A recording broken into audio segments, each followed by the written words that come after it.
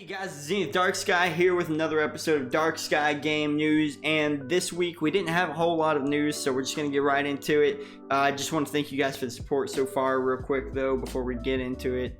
But first up, Ubisoft has confirmed they're doing a Ubisoft Forward as a digital conference event that is part of E3 2021 on Saturday, June 12th. And this coincides with the news from last week stating that Ubisoft was one of the confirmed studios with an event at E3. That's good.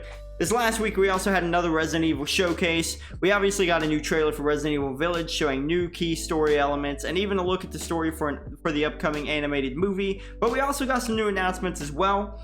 We saw an announcement for a Resident Evil 4 VR game for the Oculus Quest 2.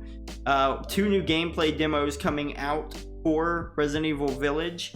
And the return of the Mercenaries mode in Resident Evil Village as well. During this showcase, we also got a very brief look at a future collaboration between Resident Evil and Dead by Daylight, so that should be interesting as well. I'm very curious. The trailer kind of looked like Leon maybe coming in there to me, but I'm not sure. Either way, and more Days Gone news stemming from last week, because we had some news basically saying Days Gone 2 was potentially canceled last week. We got information on the Days Gone 2 pitch now. The former game director in a recent interview said that he wanted Days Gone 1 to have co-op mechanics, and that extended to the pitch of Days Gone 2 this time around as well. The idea was basically that you would play as people like Deacon trying to build up these clubhouses and craft and survive together. I think it's an interesting idea, but along with Days Gone 2 news, we also got an announcement for Days Gone releasing on PC on May 18th, with many of the usual PC gaming features and upgrades as well coming to it. Unlocked frame rate, ultra-wide monitor support, you know, the works. So if you haven't played this game yet though, you should. It's fantastic. I really like Days Gone. It was a good game, and I played it on PS5, so it's a really good game. Call of Duty Warzone has finally announced the end of Warzone, or seemingly so. A nuke event has been teased for a long time now, and now we have a date. April 21st, meaning that this upcoming Wednesday is when this map will seemingly be nuked. And hopefully we'll see a new Cold War era map come into play here, and honestly that would get me back into the game. I haven't been playing it in forever because I'm tired of the one map and things they keep doing to it and being poorly optimized, everything like that. League of Legends and Riot fans have more content to look forward to coming up soon enough. Recent job postings on their website seem to imply that Riot is going to start venturing into live action TV and live action film. So perhaps we'll see the League of Legends cinematic universe taking over soon enough. Not a moment too soon if you ask me, because even as a comic book fan, I've got to tell you guys, I'm genuinely about tired of superhero cinematic experiences. They're always fun, they're always good movies, but there's just so many of them now, dude.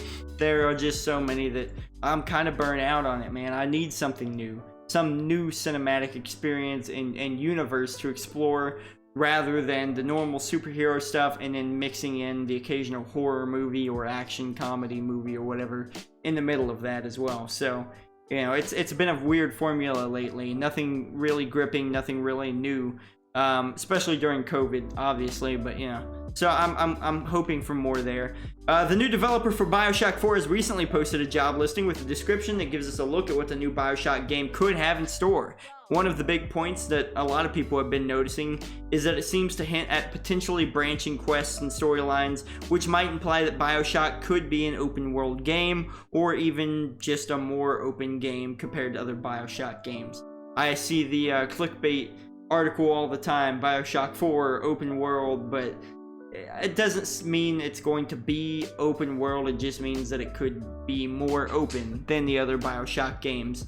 Or perhaps not open at all, and you know, you just pick a few things and that might change some missions that you do or something. I don't know.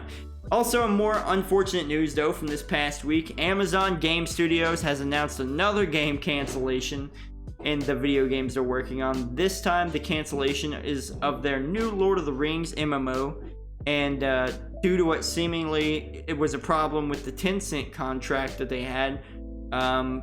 But they could always re-up on the contract and perhaps sort out their differences, but I wouldn't get my hopes up. New World is looking pretty promising for them, and I think they know that. It's probably their only promising game so far.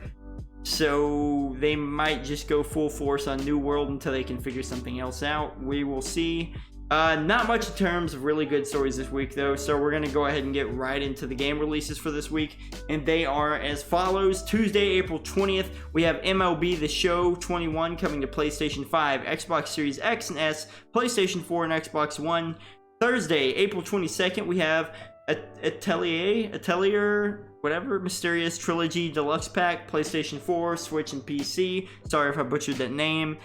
Buildings Have Feelings 2, coming out to PlayStation 4, Xbox One, Switch, and PC. And then finally, Friday, April 23rd, we have Judgment, the spin-off of Yakuza that was on PlayStation 4, coming to PlayStation 5, Xbox Series X and S, and Stadia.